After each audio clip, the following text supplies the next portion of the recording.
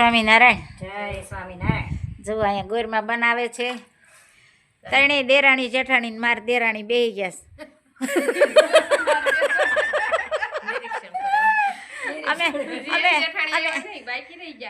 માર જેઠાણી હજી કાલે આવે છે, દેરાણી આવી ગયા છે, એ આકડી આવે છે.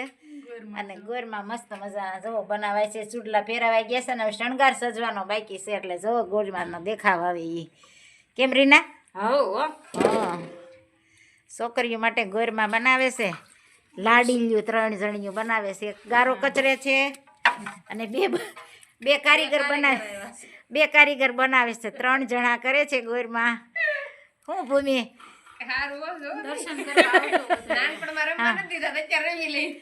દર્શન કરવા આવજો રાજવાળાને ત્યાં. હા, જો ગોરમાનો શણગાર સજાય છે. કેમ છે બધું ને? સારું છે ને? તબિયત પાણી હારા ને? હું નિકિતા? બસ મજા. હો ગોરમાને કેવા જશે કેજો બધાય. હા, લાઈક શેર ને સબસ્ક્રાઇબ કોમેન્ટમાં કેજો. હા, અમાર કોમેન્ટમાં કેજો અમારા ગોરમાં કેવા બનાવી. પાર્વતીજીનું સ્વરૂપ કેવાય. તો સરસ બન્યા હોય તો આવતા વર્ષે અમે પાછા આની કરતા સરસ બનાવીશું. હા, હજી શણગાર સજાય છે અને મસ્ત મજાના ગોરમાં બને છે ને. અહીંયા બધા જોવા પણ બેહી ગયા છે. માસી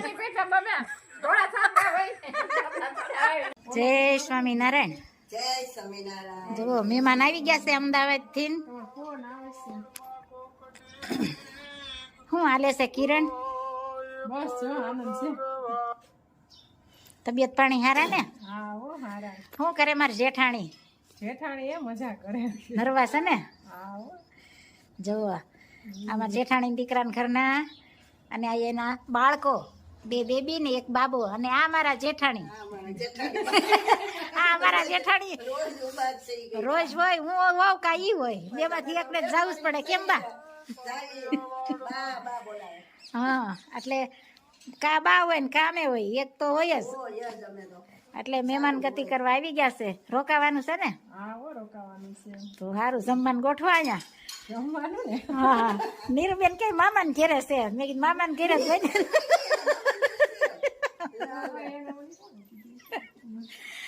મેં કીધું બાબુ ગયા હોય એટલે વેલા વી આવે ને, એમ પછી રાંધવાનું હોય ને, એટલે કે મુનાભાઈ ને તેને મામાને ઘેરે છે. મેં કીધું વાંધો નહીં, બીજું હું. હા હા, હું એ તું સારું છે ને? જય સ્વામિનારાયણ.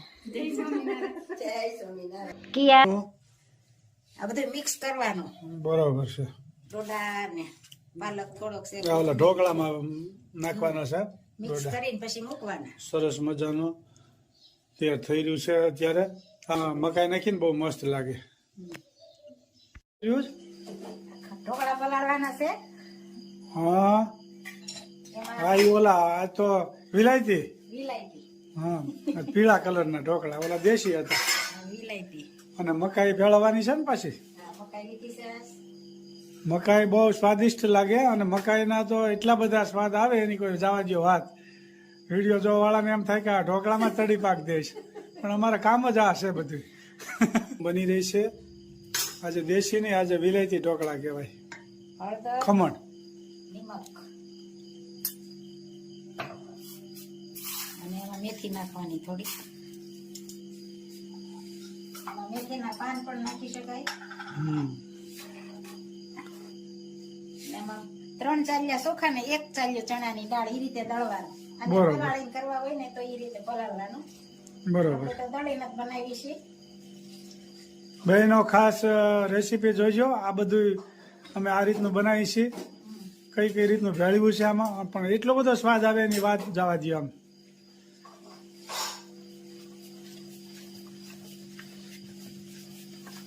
પીળા ઢોકળા બનશે મસ્ત મજાના. અને આપણે સરસ મજાનો હાથો આવી જાય.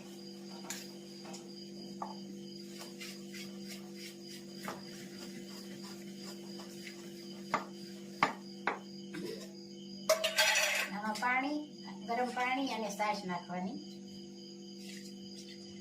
ખૂબ સરસ મજાના ઢોકળા બની રહ્યા છે ભાઈ. ભોજન ઢોકળા ભાવતા હોય કેમ કરશો? હમણાં તે અમારે ઢોકળા ઉપર જ હાલે છે. ચાર પાંચ ઢોકળા સાંભળી જાય. નહીં, મસ્ત બને છે, એટલે સ્વાદિષ્ટ બને છે, ખાવાની મજા આવે. તો આ રાબડું તૈયાર અને ટાંકી દેવાનું, બરોબર. 3-4 ટોકરું ટાંકી દેવાનું. અને કેટલી કલાક રાખવાનું? અને કાલ બપોરે બનાવવાનું છે. ભાઈ કાલ બપોરે ઠેઠ ખમણ થવાના હોય, એ અત્યારે પલાળવું પડે, એનો હાથ આવી જાય ને તો, હા, તો આ અને તો સ્વાદ આવે, તરત ને તરત સ્વાદ ન આવે. એટલે આપ જોઈ શકો છો. પછી 18 કલાક જવા દેવી પડે. અને સાંજે કરવા હોય ને તો સવારે વહેલું પલાળવાનું. બરોબર. અંદાજિત 18 કલાક આ રહેવા દેવાનું તપેલું ઢાંકેલું, ત્યાર પછી જ ઢોકળા સ્વાદિષ્ટ બને, એ ખાસ નોંધ લેવી. હા. મસ્ત મજાના ઢોકળાનું પલાળાઈ ગયું છે. ખમણની રેસીપી છે આ. સરસ મજાના ખમણ બની જશે ભાઈ. મિક્સ કરવાનું.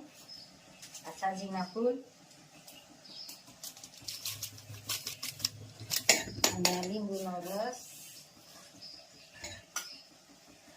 અને આ મકાઈ, ધાણા અને મેથી અને પાલક. ઘણી વસ્તુ ભેળવીશ. એકદમ સ્વાદિષ્ટ ભાઈ ખમણ બની રહ્યા છે. બેનો બધી કોમેન્ટ કરજો. સરસ મજાની બહેનો કોમેન્ટ કરી રહ્યા છે. બધી બહેનોનો ખૂબ ખૂબ આભાર. મિક્સ સરસ કરવાનું. મજાનું બની રહ્યું છે. અને ખમણે પણ ખમણ ને ઢોકળામાંથી તમને મજા આવે છે ખાવાની. મસ્ત મજાના પીળા ખમણ.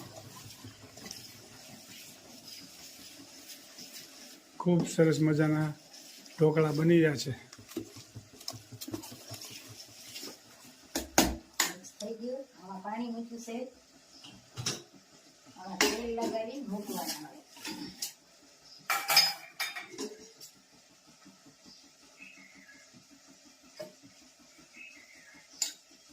સરસ મજાના ખમણ બનશે. ભાવતા હોય તો કોમેન્ટ કરજો.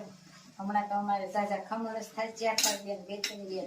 હા, આવું બધું લીલોતરી હોય એટલે સારા લાગે.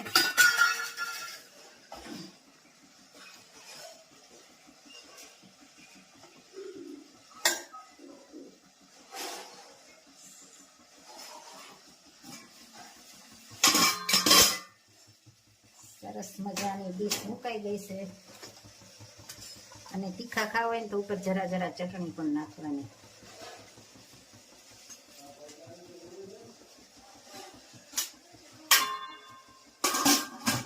સરસ મજાના ખમણ હવે થોડી જ વારમાં તૈયાર થઈ જાય. મસ્ત મજાના ખમણ અને રગડો પણ તૈયાર. ખૂબ સરસ મજાના ખમણ બની રહ્યા છે. બધા કોમેન્ટ સારી સારી કરી રહ્યા છે. તો બધાનો ખૂબ ખૂબ આભાર. બધાને જય સ્વામિનારાયણ, જય શ્રી કૃષ્ણ, જય જિનેન્દ્ર ને જય સિયારામ ને હર હર ભોલે મહાદેવ. લેખ લખ્યા નવ જાય વદેતાના, લેખ લખ્યા નવ જાય. રાજા દશરથ ને 4 દીકરા, રામ તે વનમાં કેમ જાય વદેતાના, લેખ લખ્યા નવ જાય. માતા કુંતાને 5 દીકરા, દ્રૌપદી કેમ લૂંટાય વદેતાના, લેખ લખ્યા નવ જાય. રાજા હરિશ્ચંદ્ર ને તારામતી રાણી, બજારમાં કેમ વેચાય વદેતાના, લેખ લખ્યા નવ જાય. આંધળામાં બાપની સેવા રે કરતા, શ્રવણ કેમ વિંધાય વદેતાના, લેખ લખ્યા નવ જાય. મૂર્છદ રાજા હતા સતવાદી, કરવતે કેમ વેરાય વદેતાના, લેખ લખ્યા નવ જાય. નળ રાજાને દમયંતી રાણી, દમયંતી વિયોગ કેમ થાય વદેતાના, લેખ લખ્યા નવ જાય. જલારામ બાપાને મીરબાઈ માતા સાધુ બેડા કેમ જાય વદેતાના લેખ લખ્યા નવ જાય નરસિંહ મહેતાના સ્વામી સમળ્યા જેલમાં કેમ પુરાય વદેતાના લેખ લખ્યા નવ જાય જય સ્વામી. ખૂબ સરસ મજાનું કીર્તન ગાયું કે વિધાતાના જે લેખ લખ્યા હોય ને એ જાય નહીં ક્યાંય, એ વિધાતાના લેખ લખ્યા હોય એમ જ થાય. પછી ભલે ખુદા ભગવાન કેમ નથી, એક એક કડી જીવનમાં ઉતારવા જેવી છે. ખૂબ સરસ મજાનું કીર્તન ગાયું મારા ભાઈએ. જય સ્વામિનારાયણ.